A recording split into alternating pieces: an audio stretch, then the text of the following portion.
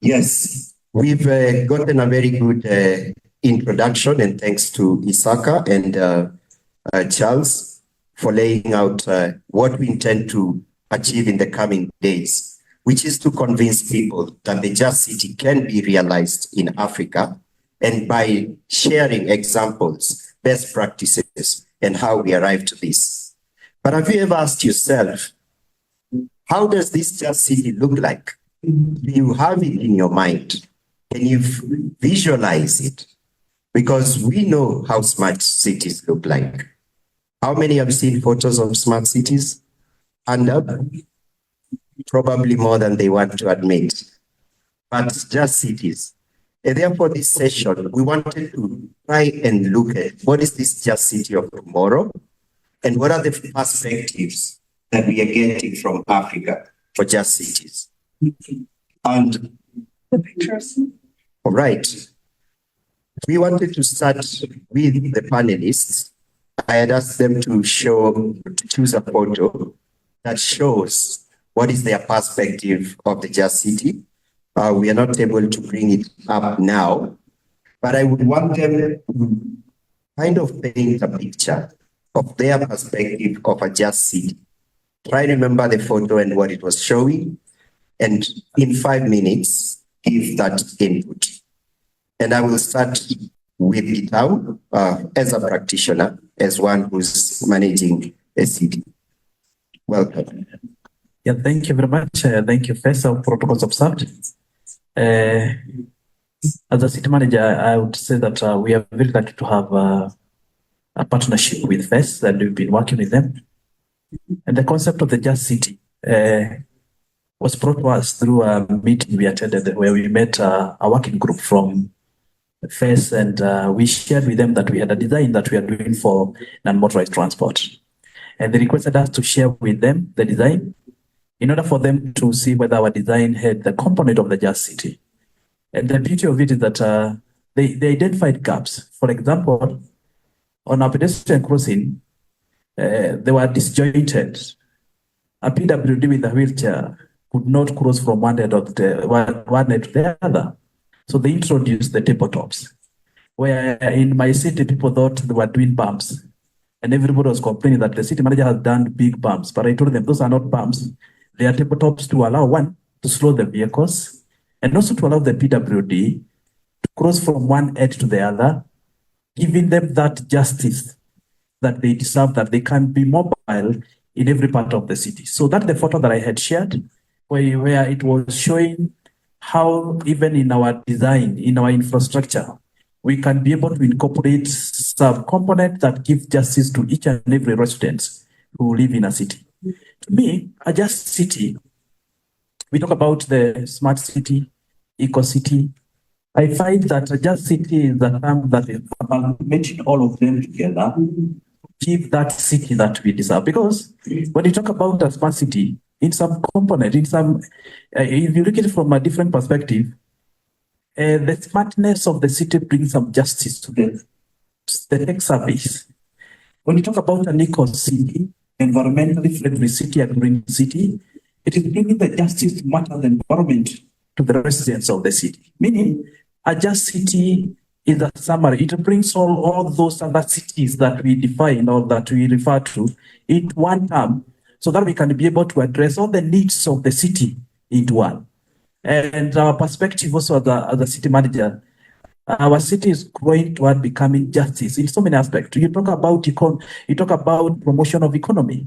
When you put street lights into a hitherto dark street, you are giving justice to the people who need to access those shops at night.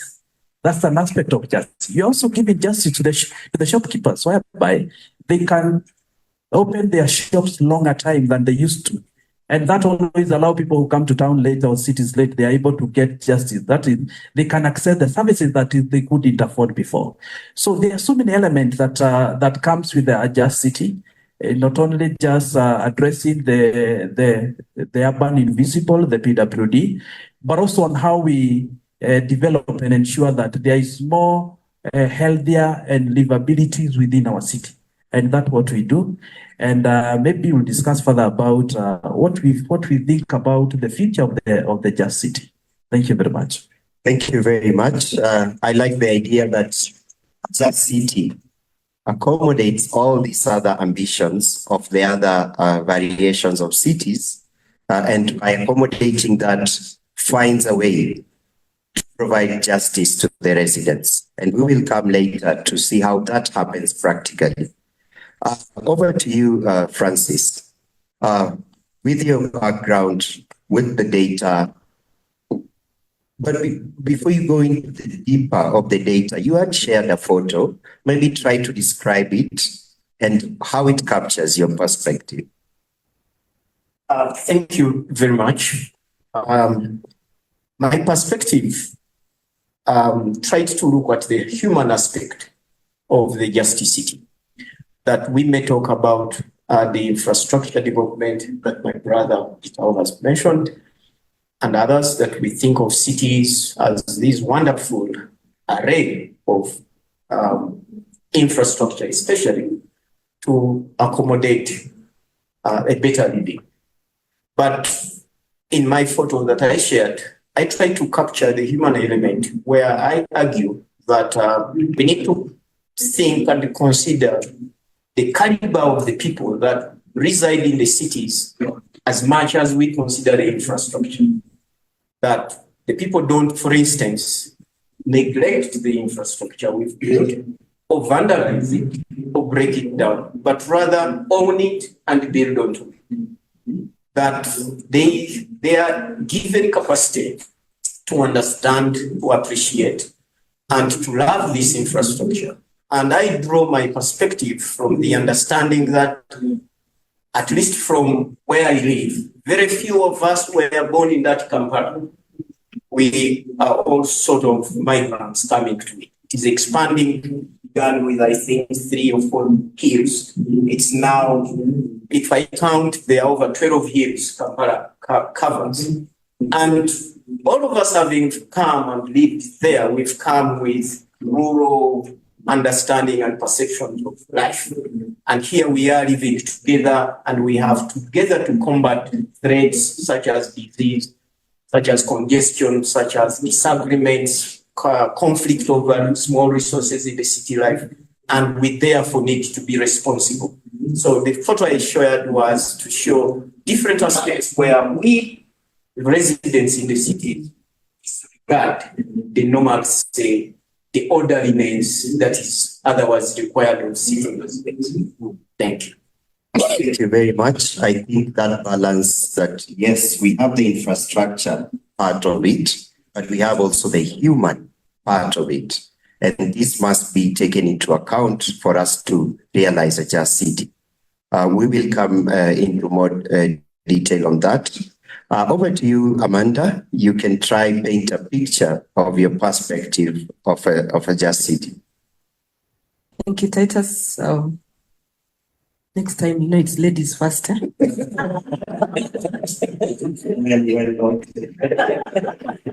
Yeah, so for me, when I think about a just city, I start with the saying that a home is more than just a house.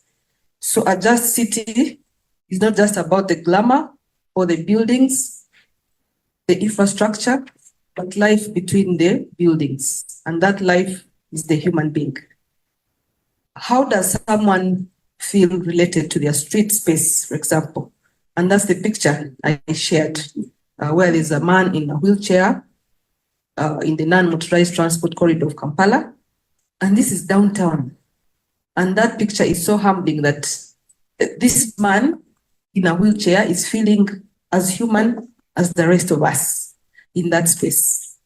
The green that is introduced in that street to break the gray, but also to enable citizens to sit down and enjoy their streets. In that picture, you see people sitting on benches in the middle of the street.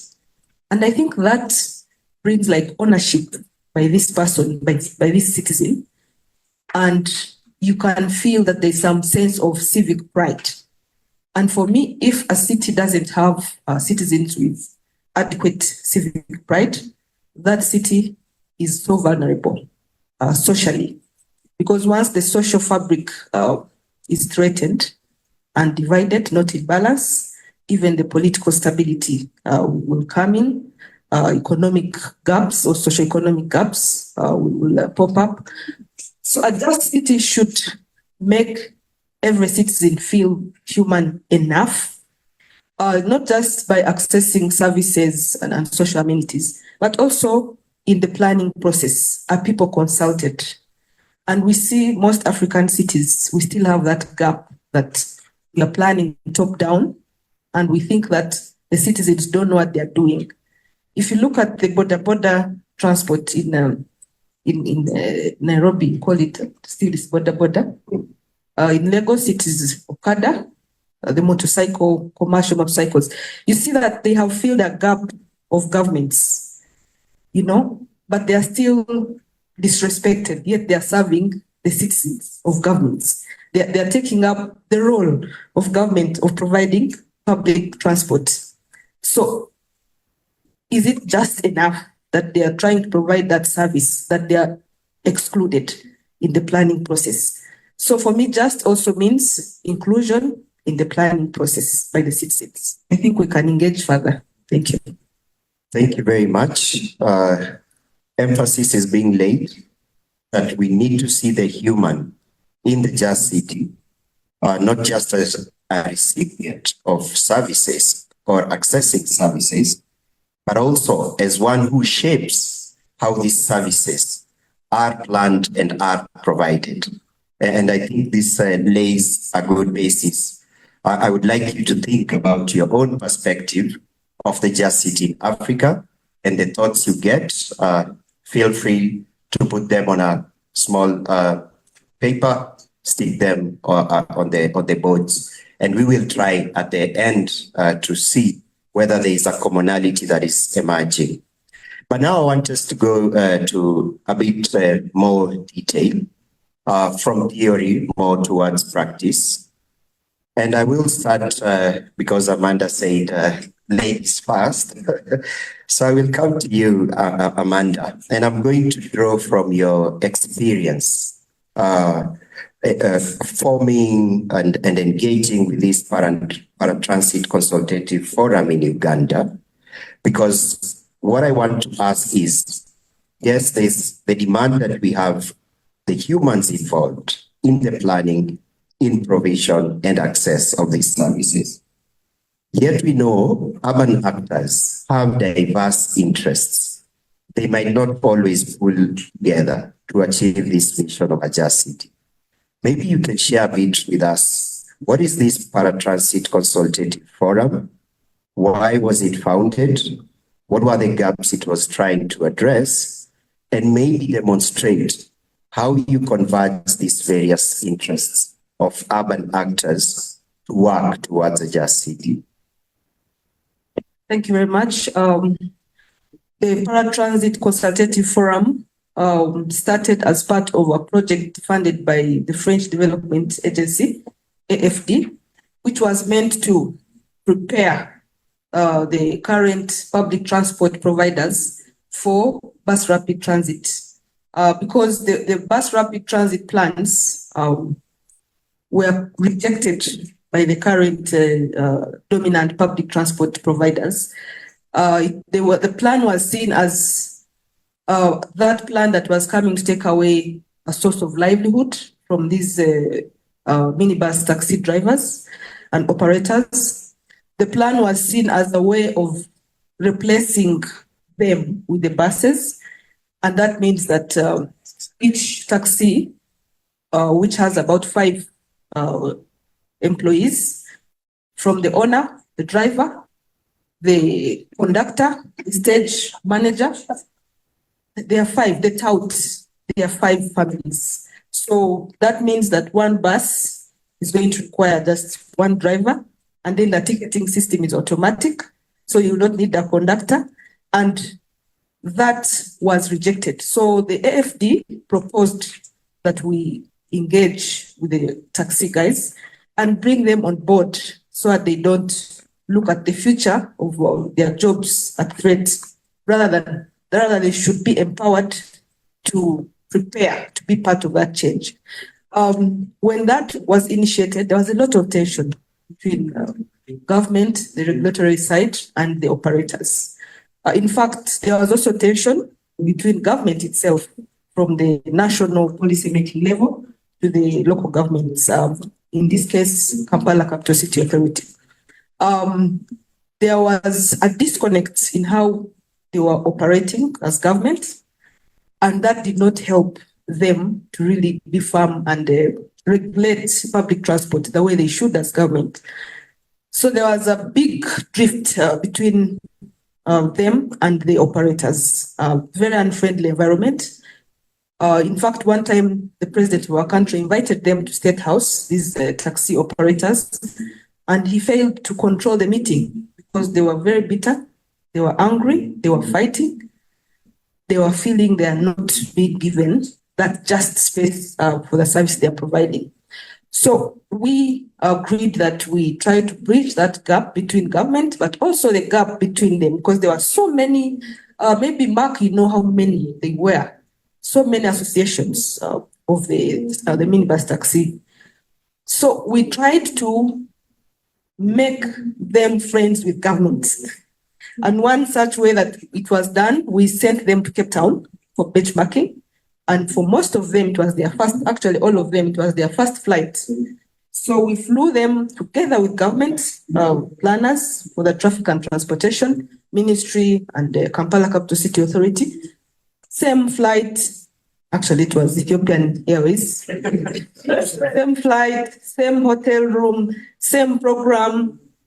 And the elitism was broken because now government was at the same level as them. And while in South Africa, they became very close. And when they returned to Kampala, they had a new life, fresh air. They started from a fresh page. So we had so many engagements, and AFD handed over this process to FES. And FES has been supporting this process for the last about 3 years. For now, what we have achieved is the unity of the associations. 2, the government feels that, yeah, these are partners in change. They are not enemies of change. These are very important experts of public transport. So government now respects them more than before. And that makes them feel appreciated, human, and they know that they're providing a service. The other thing that we tried to do, how we did it, was to speak the local language. Not too much English is also mixing us up. People have their local languages that they freely express themselves in, they freely understand. So actually we are always translating in our meetings and everybody feels comfortable. I think even Nairobi, you're lucky, Kenya, you're lucky, you're speaking Swahili. But in Uganda, we have so many languages. I have my language, Geraldine has hers, Mark and Francis, I think they have theirs. So JB is over there. So that actually is something that we need to learn as we do this community or just activities. Speak the language that someone will not feel that I didn't go to school, so I cannot be in this meeting. Because you have to have gone to school at least to speak some English. So that process, which I've been chairing, has also taught me that women, there's a gender thing in this. I, being a woman, chairing those meetings, which are usually men-dominated. Sometimes it's just the two of us, the ladies, Geraldine and I. The woman commands, I don't know what to call it, but the men in the public transport area, they tend to listen to me more than if it was a man. Because of that egoistic, male egoistic thing.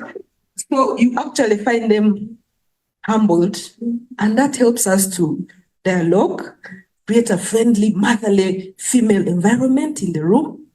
Because one time, some almost fought with bottles, soda bottles. They were very angry. And I stopped the meeting. I told them this is unacceptable. FES has created this platform. We must respect each other. Those are the principles. And everybody's idea matters. So you must apologize to this meeting. And they did. I forced men to apologize. So that creates an environment that even government, the engineers are all, the three of them are men. So if I call a meeting, they all come. They respect me. And I think we need to get more women in these activities if you want a just city. Okay. Yes, for those colleagues who've been wondering how do you implement the gender justice pathways, start by having more women in the room, but also taking the leadership. I think that's a key message I've gotten. But I've also picked three things. Building trust is essential as a first step amongst the actors, the urban actors. Recognition is important so that none is seen as more deserving than the other, or one is more an expert, therefore they have the right to determine, while the other is not and receives. And also there is an element of co-creation, that it's not just the government coming top down with policies, frameworks, pushing, but also they provide space to learn. Because as she shared, these actors in the transport sector are experts on their own. And thank you for sharing this. Gitau, in the practicality of managing a city, and I remember Geraldine asked, so many people are moving into your city, they have these expectations. I would want you to go into a bit more detail on how are you imagining Nakuru, first of all, as this just city of tomorrow, and what steps have you been taking towards realizing that? And maybe you can give a case study. Okay. Yeah, thank you very much. The imagination that I have for a just city is more of what my colleagues here have talked about. It's a city where the human face is the face of the city, and where the life and the well-being of the residents has taken the first agenda. Given that even the infrastructure that we are doing, we've done them with the people's in mind.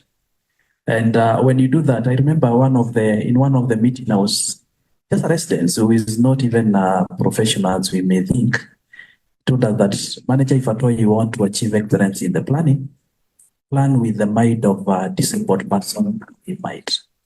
When you do that, it will be easier. Everybody's plugging because you'll have catered for the people who get the challenges, maybe to have to work within the city, the blind to work with the city, and so on and so forth. So I imagine a city where everybody can access any space within the city.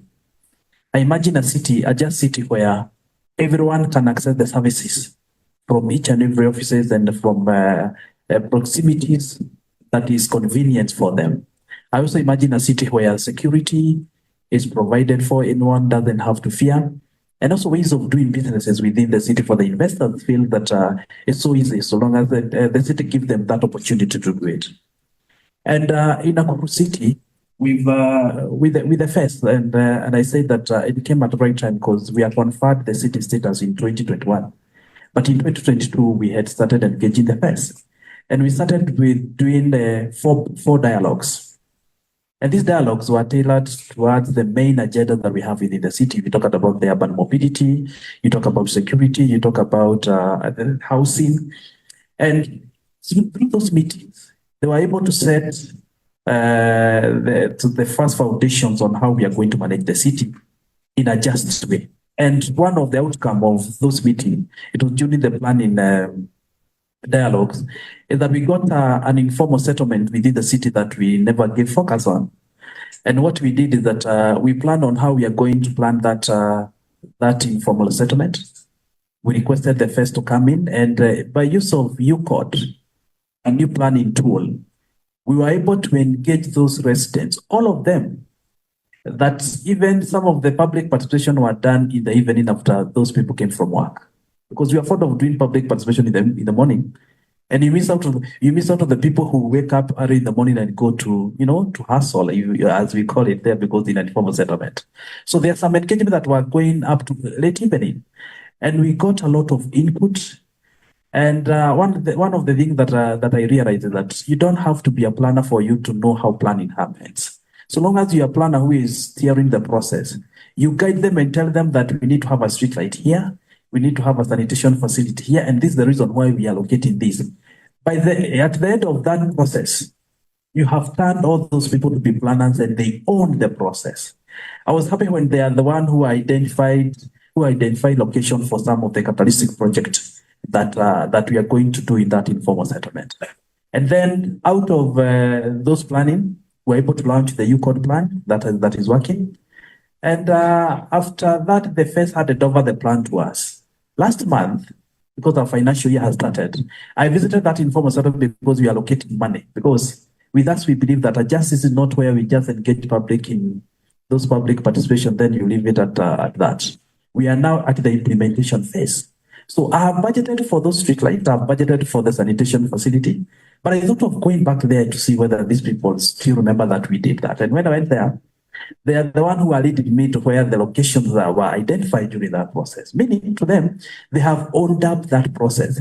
In fact, I just intentionally said, but I find that this is the right location for the... No. They say no. Manager, we said all of us, the location for the streetlight is here, there. And I liked that because that process has given justice to them to an extent that they are now planners. They have owned up. Now, this is their neighborhood where they can determine and know that this is the reason why we say this need to be there. So we are locating the resources there, and I believe that in 2 months or so, we are going to start those projects, implement them. And I believe that is going to act as one of the informal settlements that has used the approach of the justice city concept. We are going to ensure that those people, we implement those projects because they are very supportive. And we have brought them on board as we are saying that the city should be owned by everyone. And as Amanda is saying, let those people be part of it. Let them be the one who are deciding what to be done. Us, much as we've done urban planning abroad and other places, we only just give a strategic direction. But for them to own, because after I leave that space, it is them who are going to live in that space, and it is good for them to own their neighborhood. So in conclusion, a just city, as we head toward the future of the just city, it doesn't start then. That is future. It starts now. The small step we are taking toward ensuring that we are moving toward a just city, ensuring that you have those people on board during the design. In fact, I've come to realize the more you engage the residents during the designs and the bill of quantities, they are the one who calls you and tells you the contractor is not doing 1, 2, 3 because they were part and parcel of the process. This story of boardroom planning and taking to the people, that reason why they are not accepting those projects when they are done. And they talk about the wastefulness that was mentioned by Francis here, that they see us as if we are wasting money because they don't know the reason why we are doing that. So I believe that a just city is also going to address the question of why are we doing this? Why are we developing? Why are we having this project being done there? Then why this much? So somebody used to question when you allocate millions of money to a certain project, but when you engage them, they realize that true, these millions are enough to do this project. And by so doing, we have a just city where everybody is happy about the cities, and then we are going to live up to the goals 11 of the SDG, livable, sustainable cities. Thank you very much. Wow, let's fast a bit. I like that practical example, and just for the participants to get a bit more on what UCOD is. It's a short form for Urban Collective Design. It's a tool developed by the Technical University of Dresden in Germany. What it simply does, it turns your settlement into a 3D playground where you can drag and drop. And what he was explaining was that it doesn't need a workshop. Anybody can walk in at their convenience, go drag and drop where they want their street light, where they want their sanitation services to be. And thank you for sharing why it is so important for the citizens to drive the planning so that they can have ownership, and therefore there will be successes in the urban investments you're making. I want to encourage you now to start preparing your comments and questions, because after we hear from Francis, I will come for the first round. You can make a contribution or a question. Francis, what is the data telling us? Do we have different perspectives from the regions? What are the key things that are coming out when you try to situate what the people are saying within the Just City? Thank you very much, Titus. And the data, when he mentions the data, I think he's referring to the Afrobarometer public opinion surveys that we conduct for now 25 years, since 1999. Back then I just left school.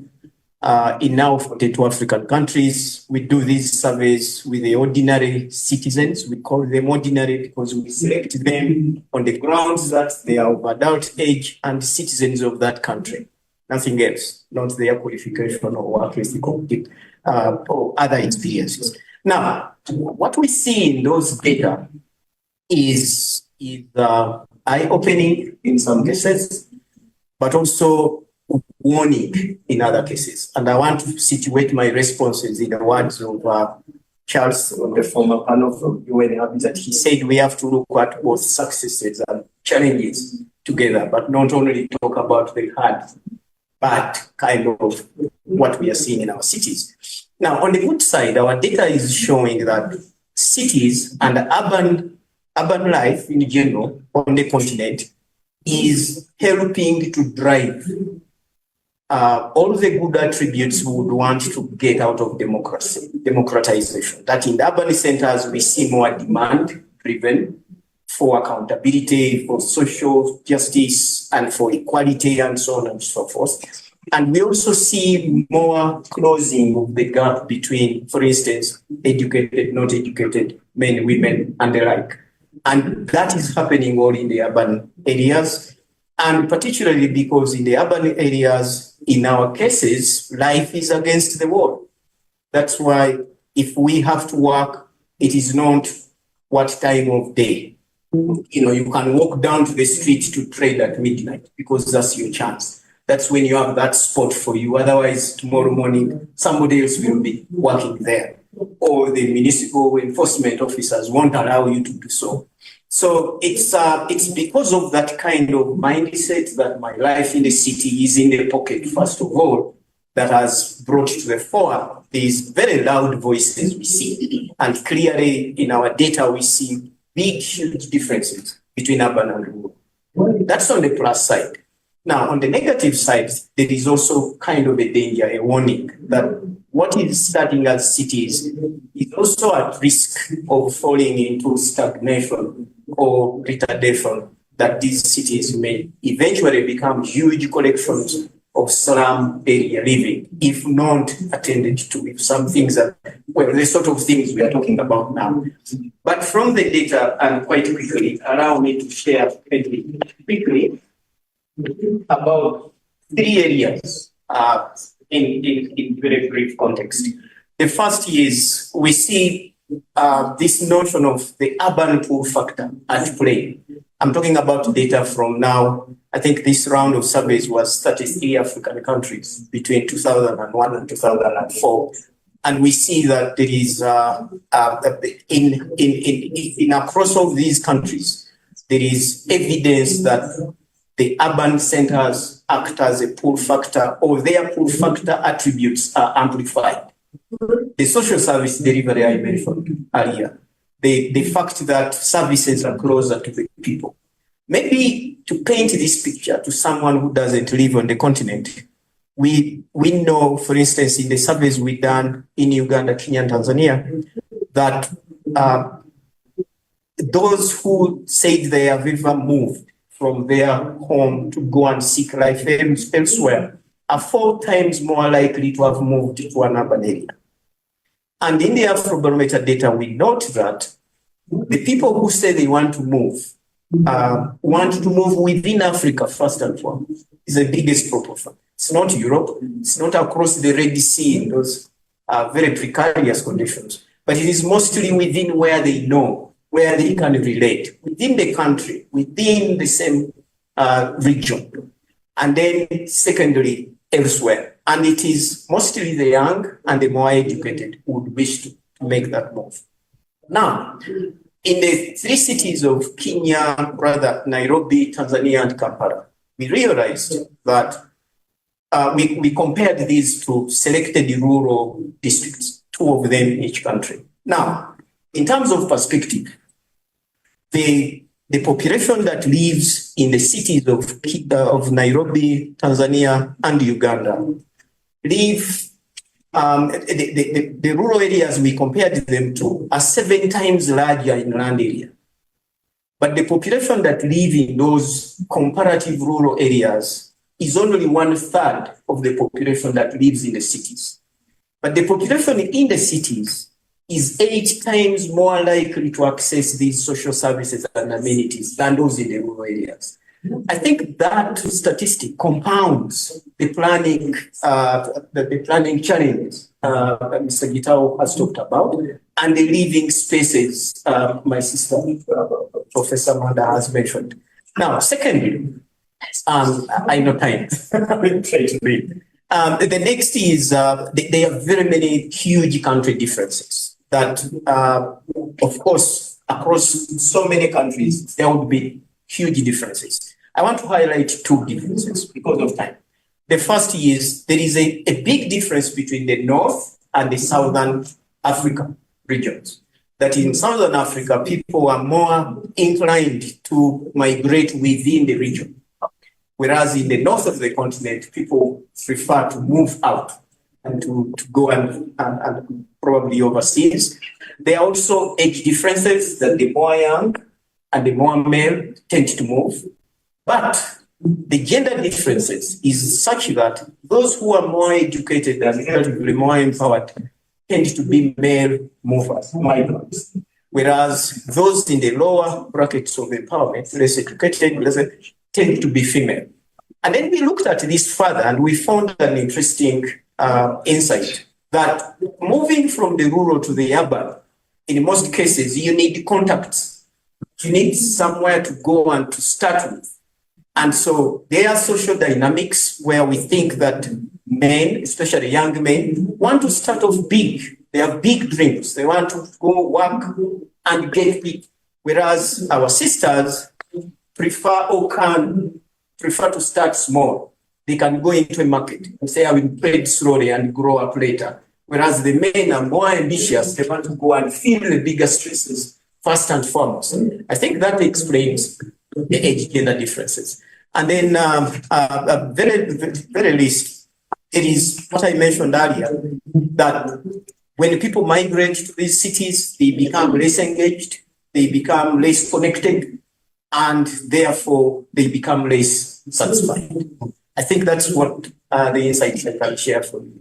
Thank you very much for sharing that. And I see, yes, there's that expectation for more accountability. There's the closing of the gap of the classes. More people are aware. They have more demands, but are also increasingly dissatisfied with what they are getting. And I'm thinking something you're saying, that we really need to think, how do we meet these expectations?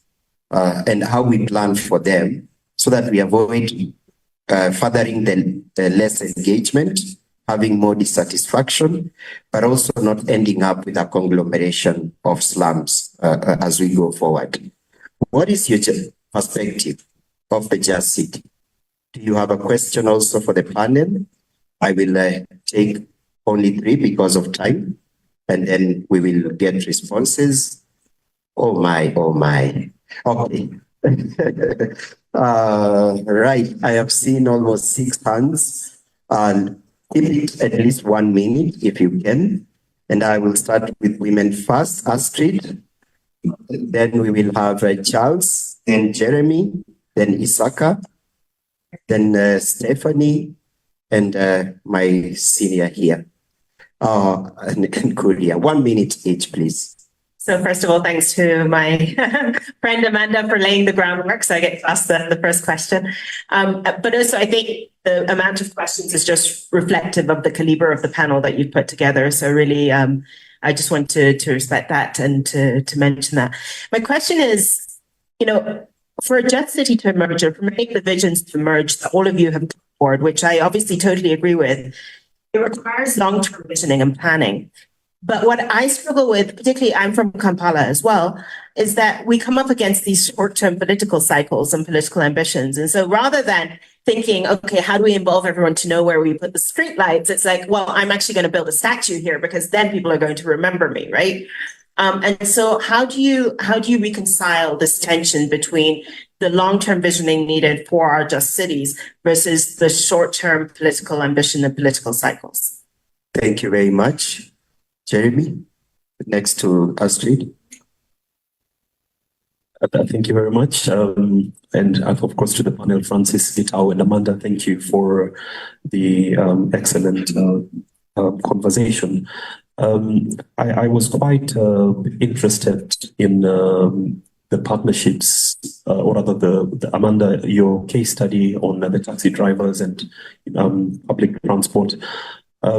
My question, rather, or interest is in finding out how, especially municipal level governments like Gitau, the Nakuru County, are thinking about confronting what I can call economic dislocations that are beyond the purview of the county government to resolve on its own, especially when, for example, we decide we want to phase out privately owned matatus and bring in public transport buses.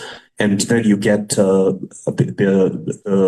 matatu employees saying, where are we going to work? So those kinds of economic dislocations, my intuition is that the national government would need to play a big role in supporting municipal level governments in addressing these issues, because no matter how progressive we are with trying to build just cities, we will always have these economic dislocations that in many instances are national level problems that are beyond the capabilities of municipal level government. So happy to hear your thoughts on how to confront that. Thank you, Isaka.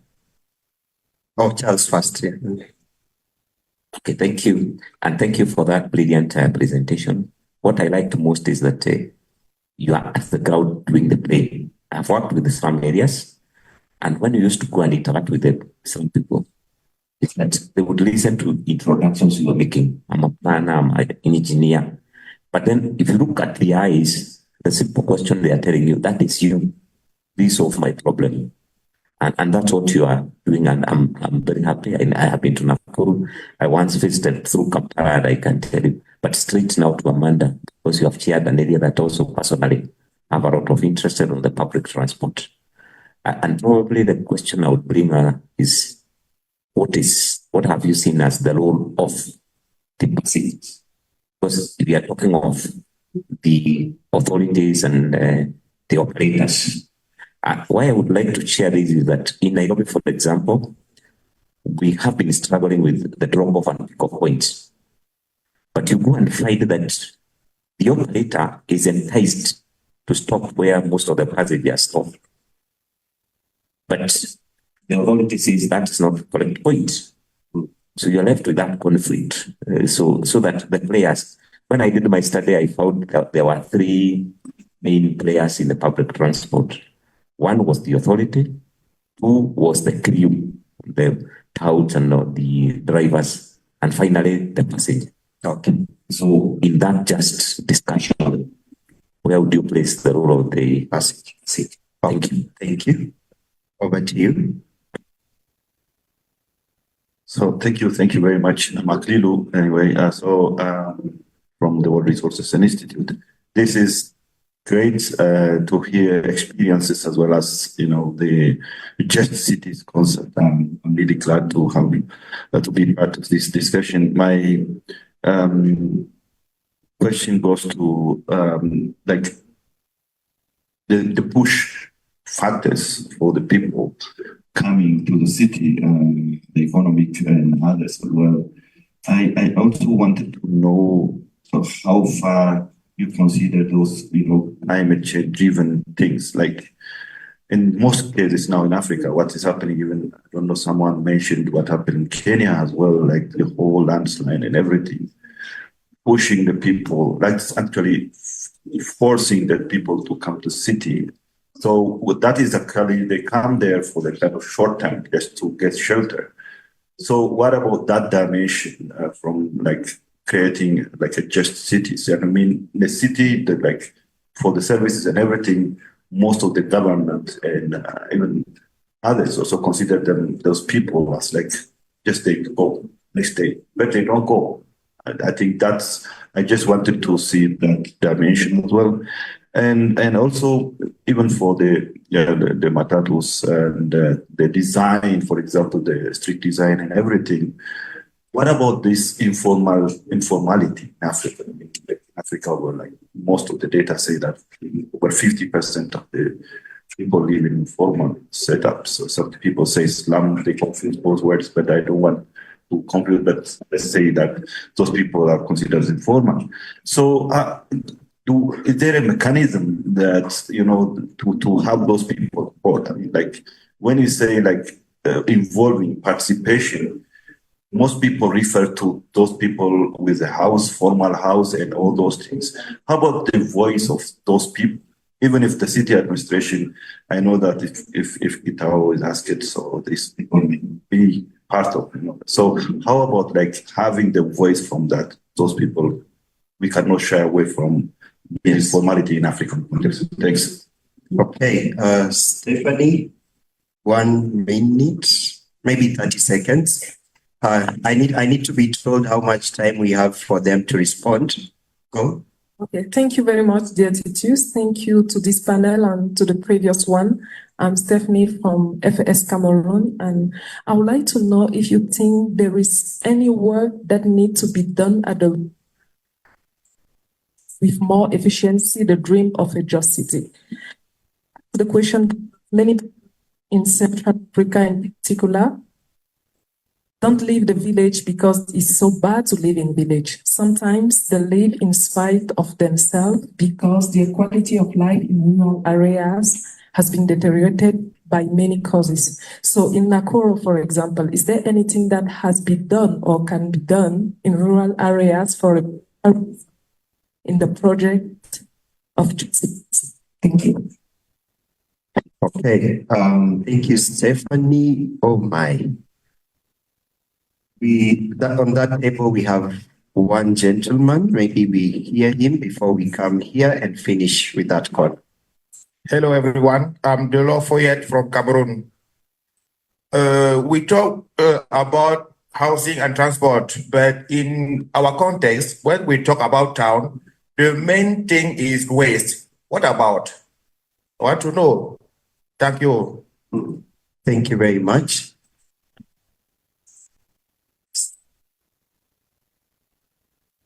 Thanks for bringing me in. I'm Monica from ITC. I'm working with Idea Maps, which stands for Integrated Deprivation Area Mapping System, which has many cases across Africa. Two things I think we need to talk, and we are working like in cities like Nairobi, trying to bring like SDI, Slum Dweller International, together with city planners to talk about how to plan future cities, how to get just cities. One disturbing factor is I think we need to talk about evictions, which is forced evictions, which is a big issue, and it destroys livelihood on a massive scale, which happens just recently in Nairobi at a scale which is not covered in media, of more than 100,000 people just a few weeks ago.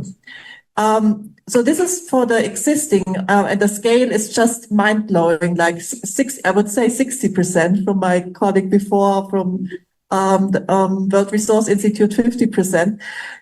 So eviction, and second, I think we need to be proactive as planner and thinking about how to prevent future slums in terms of having a simple ways to do land subdivisions in a regular format that allows us to bring infrastructure.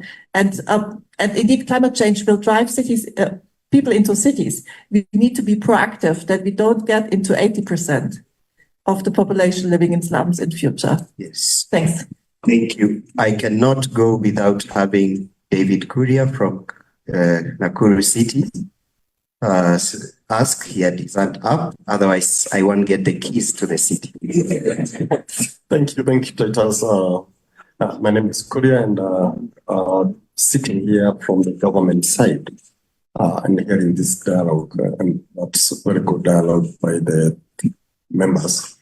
Two things that just might need to trigger more direction. I've not heard about sanctions in terms of, yes, we are where we are, and we know where we are, particularly in sub-Saharan Africa, in terms of urbanization. But there's a big issue in terms of the planning versus the politics.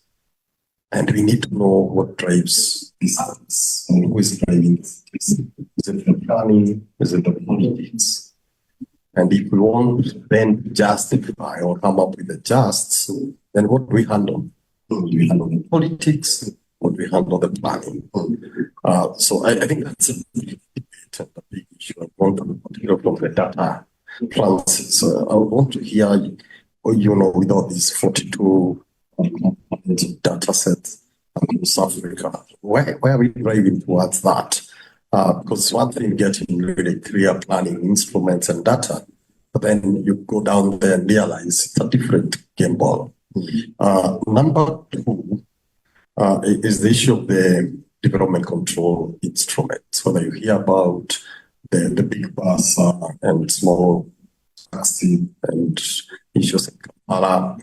I'm sure Gitau would also have these issues with the matatus, what are the orders in Nakuru and the relocation. And I'm sure this is a story across.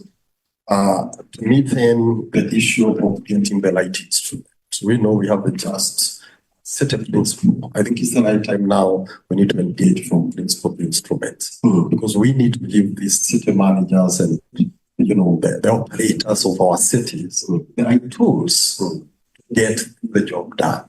Okay. All right. Thank you very much. We will only have 5 minutes per panelist. Please just pick 2 of the questions you're ready for. Let's not answer the same questions. We still have time with them throughout the day. We will get to deeper discussion and make also your parting shot. I'll start from Francis, coming this way. Thank you very much for those many questions. Very engaging. I will cherry pick, obviously, and I'll be very brief. So the last question about, trying to reconcile the planning vis-a-vis the politics in trying to deliver just city is a very evolving challenge. From the perspective of public opinion research, we realize that incidentally, fortunately or unfortunately, the people are getting in tune with the politics of the day, that any manner of development is also being politicized. Somebody stands up and says, vote me to office, I will do X, Y, Z, I will deliver these services. So the people tag service delivery to political office.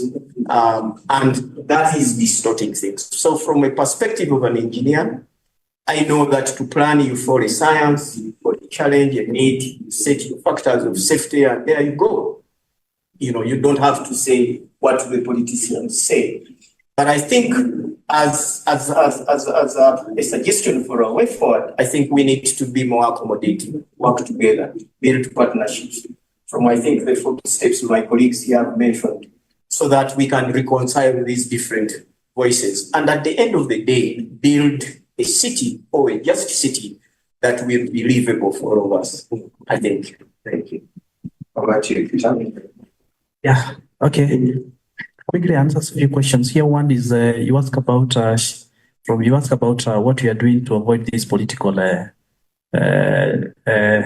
interest that comes in after some time. So what you are doing as a city, we are developing a vision 2050, engaging the people, ensuring that all what is in that document is all what people want. So what we want, whether there is change of governor, whether there is change of the member of parliament, the people have spoken and they've said this is the direction we are taking. So once you come in, it's not about you telling us what you think we want. It's about us telling you that we are here and the continuation we need is this. So we have anchored, we have prevented that political interference through the Vision 2050. Then a question of the national government when it comes to maybe, addressing some of those issues. One, for example, if at all you want to phase out to matatus, you only just need the national government comes in and they stop the importation of those matatus. It's only that sometimes we want it to be done now. No, we just need that policy, and slowly by slowly we find that we are going to phase out the matatu, and then they give incentive to the buying of the bigger buses. So by so doing, I believe the national government is going to assist that. Unlike that situation where you just want to wake up today and you say tomorrow's from next month we don't need matatu, that won't work because of the resistance, as Amanda was saying. But when you have those policies done slowly by slowly, that's going to work. The other thing, to avoid slums and manage urbanization, we need to have the vertical growth. In Africa, we like owning own residence, just stand alone. And it is highest time we also realize that living in an apartment is more secure and also has an economic benefit. So we need to also push it from the planning point of view. And I believe by so doing, we are going to avoid the slums, and also we are going to give decent life. And another way of avoiding slums is improving the informal settlement and ensuring that they don't gravitate to the slum condition. Thank you very much. Yes, maybe before I just let you go, there was an issue on how are you dealing with the waste management, and also the resultant push factor of the climate change that is pushing people to your city. Okay. How are you trying to handle that? So what you're doing is that we've realized that one of the hardest things to manage is the waste, mostly when we have the high rate of the urbanizations. And what we are doing as a government, we are trying to be proactive and ensuring that we secure the land that are meant for this recycling, the waste management, maybe the dumping site, because you cannot develop a dumping site once the residents have already settled, because no one wants to neighbor dumping site. So what we are doing, we are currently buying dumping site, proposed dumping sites that we are going to use as a city in areas that are not highly urbanized. So that as the city grows, the question will be who came first? You are the one who made the dump site, and by so doing, we'll be able to manage the. But also, we are sensitizing our people on circular economy and reduction of the waste, whereby we are also having other agencies. The government is also promoting other agencies that are coming to recycle the waste.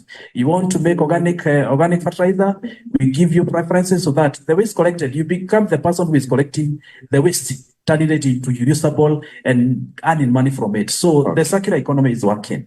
Then finally, there's a question on the what we are doing in the rural areas within Nakuru. So we've realized that there is a lot of high rate of the urbanizations, and one of them to reduce it, because eventually it is going to happen, to reduce it, is to ensure that we also extending the development to the rural areas, whereby as somebody who is living in the rural area, they are free and comfortable and they can access the services easily as a person who is in the urban area. So we extend even tabaking of the road to the rural area.